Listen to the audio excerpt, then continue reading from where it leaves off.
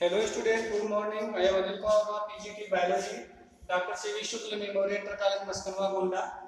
बच्चों आज हम आप लोगों को क्लास 11th की बायोलॉजी पढ़ाऊंगा, जिसमें हमारा जो टॉपिक होगा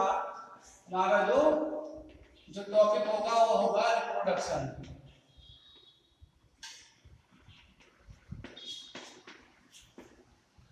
क्या कौन सा टॉपिक होगा? रिप्रोडक्शन होगा। रिप्रोडक्शन कहते किसे हैं, हम इसके बारे में जानकारी पहले लेते हैं कि रिप्रोडक्शन जो है वो कहते किसे हैं, है ना। रिप्रोडक्शन का मतलब क्या होता है, ये इसको कहते हैं जनन। क्या कहते हैं? जनन कहते हैं। क्या कहते हैं? जनन कहते हैं। ठीक है। जनन वो प्रक्रिया होती है जिसमें दो डिफरेंट या सेम जीव पार्टिसिपेट करते हैं और अपने समान अपनी जैसी कोशिकाओं का निर्माण करते हैं, या उनके द्वारा एक नए हूबहू उसी के समान जो है जीव बनता है। उसी को हम क्या कहते हैं? रिप्रोडक्शन कहते हैं। सभी जो बैक्टीरिया होते हैं, अब जीवाणुओं में हम देखते हैं रिप्रोडक्शन इन बैक्टीरिया की बात करते हैं, तो all type reproduction in bacteria, यानी कि जो जीवाणु होते हैं उसमें सभी प्रकार के जो है जनन की क्रिया होती है। वैसे हम जनन जो होता है वो मुख्यतः दो प्रकार से होता है। कितने प्रकार का होता है? दो प्रकार का होता है। Kinds of reproduction. Kinds of reproduction का मतलब होता है जनन के प्रकार, है ना। जनन के प्रकार होता है, तो इसमें जो है दो प्रकार के, मुख्यतः दो प्रकार का जनन होता है। एक को क्या कहते हैं? एसेक्सुअल। एक को एसेक्सुअल कहते हैं और दूसरे को सेक्सुअल रिप्रोडक्शन कहते हैं। ठीक है, सेक्सुअल रिप्रोडक्शन कहते हैं। ठीक है, एक चीज। अब जो एसेक्सुअल होता है वो कई प्रकार से होता है।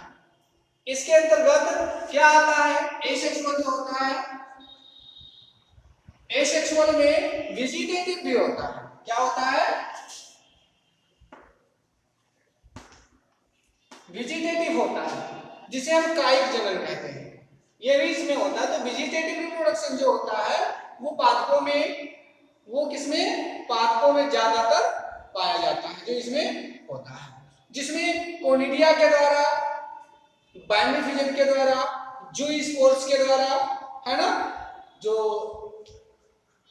क्या कहते हैं अंतःबीजाणु होते हैं, एंडोस्पोर के द्वारा जनन की प्रक्रिया जो होती है वो होती है।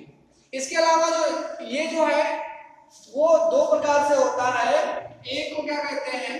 ये जो है दो प्रकार से होता है। एक को क्या कहते हैं? नेचुरल कहते हैं, नेचुरल कहते हैं, और एक को आर्टिफिशियल कहते हैं।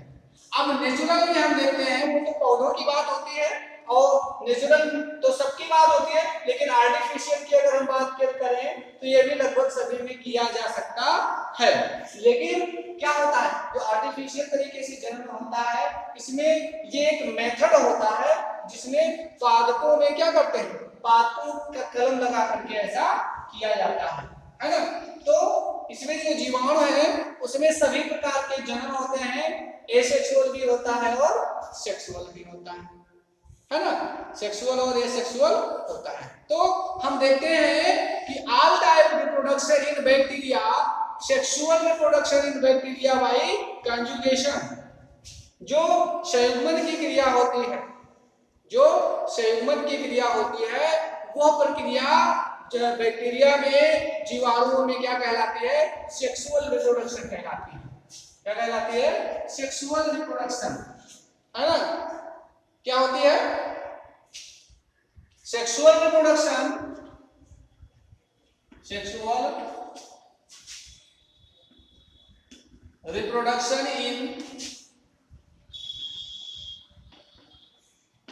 बैक्टीरिया, है ना। बैक्टीरिया बाय कंजुगेशन, इसके द्वारा कंजुगेशन, ये CTION होता है ना। कंजुगेशन इसको भी कह सकते हो, जिसे हम क्या कहते हैं, संयुग्मन कहते हैं। क्या कहते हैं, संयुग्मन कहते हैं, के द्वारा जनन, सेक्सुअल यानी कि जो लैंगिक जनन होता है, इसको क्या कहते हैं, लैंगिक, है ना। ये क्या होता है, जनन होता है, जीवाणु होता है, में होता है, द्वारा होता है, संयुग्मन से, यानी कि जीवाणुओं में संयुग्मन के द्वारा क्या होता है, लैंगिक जनन होता है। ठीक है, ये चीज होती है। हम देखते हैं, अब हम क्या देखते हैं कि ये तो लैंगिक जनन की बात होती है जो कंजुगेशन के द्वारा होती है। किसके द्वारा होती है, कंजुगेशन के द्वारा होती है ना। अब हम देखते हैं कि इसमें जो वेजिटेटिव रिप्रोडक्शन है, क्या है, वेजिटेटिव रिप्रोडक्शन जो है, ठीक है, ये कैसे होता है, कितने प्रकार के होता है। जैसे बडिंग होती है, क्या होती है, बडिंग होती है, ठीक है। बडिंग की क्रिया होती है कि कौन सी, किसमें होती है,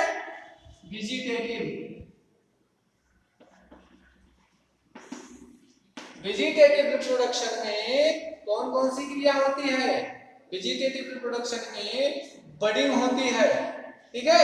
बडिंग की क्रिया होती है, यानी कि बड का निर्माण होता है, जीवों में, है ना, कि इसका निर्माण होता है, बड का निर्माण होता है, ठीक है। अब हम देखते हैं इसमें बाइनरी फिजन के द्वारा भी अलैंगिक जनन की क्रिया होती है। किसके द्वारा, बाइनरी फिजन के द्वारा होती है ना।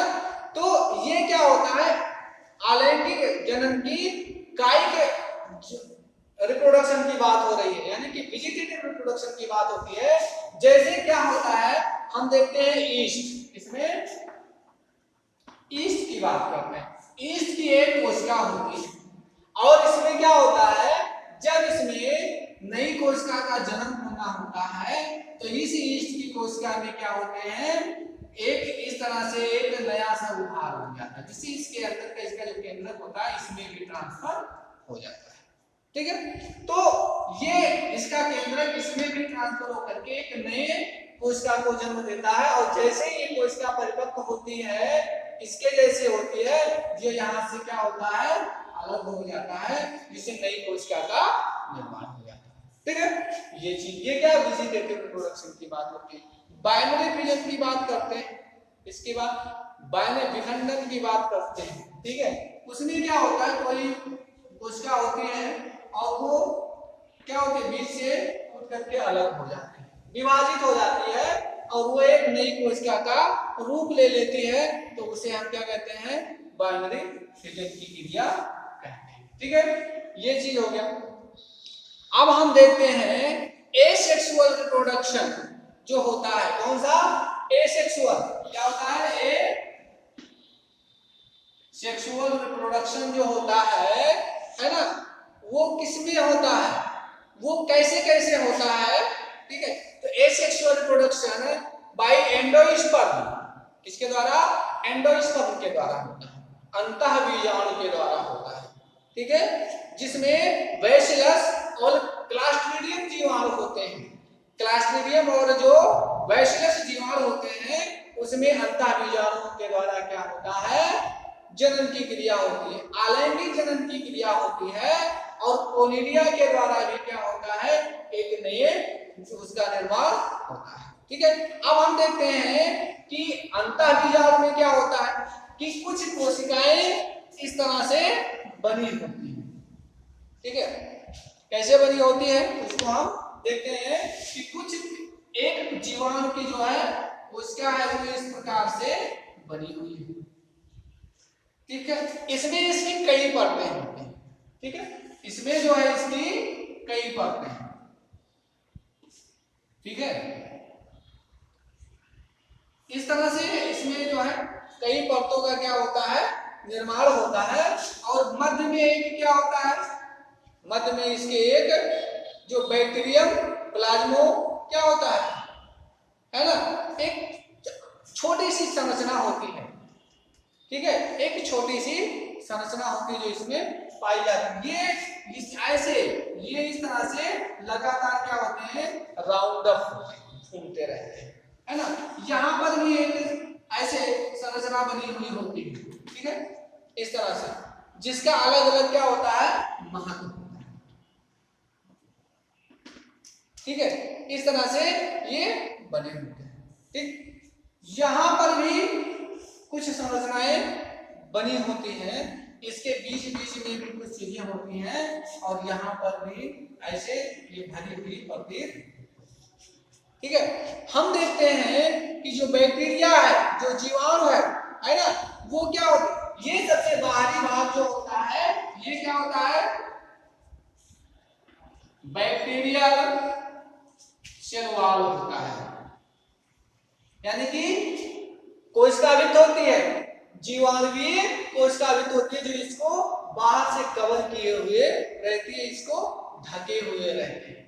क्या करती है, इसको ढके हुए होती है, और इसमें जो है, इसके मध्य में जो भरा हुआ पदार्थ होता है, जिसे हम क्या कहते हैं, जिसे हम जो है इसके अंदर के भरे हुए पदार्थ को bacterial,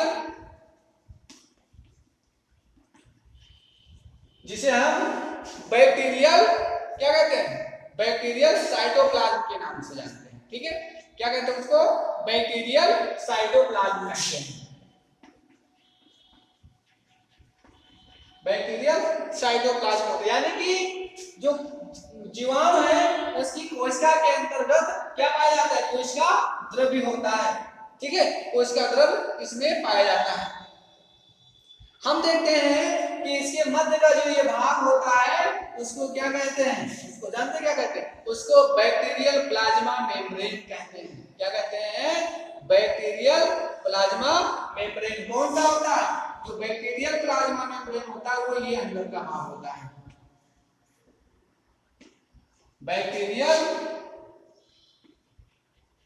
plasma membrane, bacterial plasma membrane. एक कला कह सकते हो, जो इसमें जो कोशिका भित्ति के अंदर का, अंदर की जो परत होती है, वो बैक्टीरियल प्लाज्मा मेम्ब्रेन कहलाती है। ठीक है, अब हम देखते हैं कि इसमें स्पोरोफाइट है ना, स्पोर साइटोप्लाज्म होते हैं। क्या होते हैं, स्पोर साइटोप्लाज्म। अब ये जो संरचना है, ये किसकी है,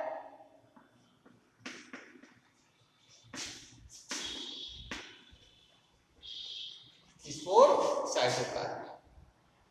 ठीक है, ये इसमें पाया जाता है, और इसमें प्लाज्मा मेम्ब्रेन भी होती है। कौन क्या होती है, प्लाज्मा मेम्ब्रेन भी इसमें पाई जाती है। जानते हैं, जो प्लाज्मा मेम्ब्रेन है, ये अंदर की जो कला होती है, इसको क्या कहते हैं, इसको प्लाज्मा मेम्ब्रेन कहते हैं। जो अंदर की अर्ध संरक्षित पदार्थ होता है ना, उसको कवर किए हुए रहता है, उसी को हम क्या कहते हैं, प्लाज्मा मेम्ब्रेन। यानी कि जो प्लाज्मा होती है, उसके अंदर का उसका जो जीव पदार्थ होता है, जीव है ना, या न्यूक्लियोप्लाज्म जो होता है, उसको कवर किए हुए भाग होते हैं। इसमें हम देखते हैं कि इसके अंदर क्या होती है, इसके अंदर भी सेल वॉल पाई जाती है। क्या होती है, सेल वॉल। ये बैक्टीरियल सेल वॉल है और ये सेल वॉल है, यानी कि कोशिका जो इसके अंदर के पदार्थ को, यानी कि स्पोर जो साइटोप्लाज्म है, उसको संरक्षित करने, उसको प्रोटेक्शन प्रदान करने का काम करती है। जो प्लाज्मा मेम्ब्रेन है, उसको प्रोटेक्शन देने का काम करती है। ठीक है, इसमें हम देखते हैं कि ये जो भाग होता है, छोटी सी ये जो संरचना होती है, इसको क्या कहते हैं, कॉर्टेक्स कहते हैं। क्या कहते हैं, कॉर्टेक्स कहते हैं, जो इसमें पाया जाता है।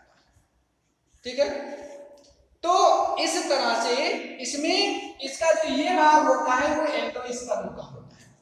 क्या होता है, एक्सोस्पोरिन होता है। क्या होता है, एक्सोस्पोरिन होता है ना, ये जो है वो क्या है, एक्सोस्पोरिन होता है। ठीक है, जो इसमें पाया जाता है।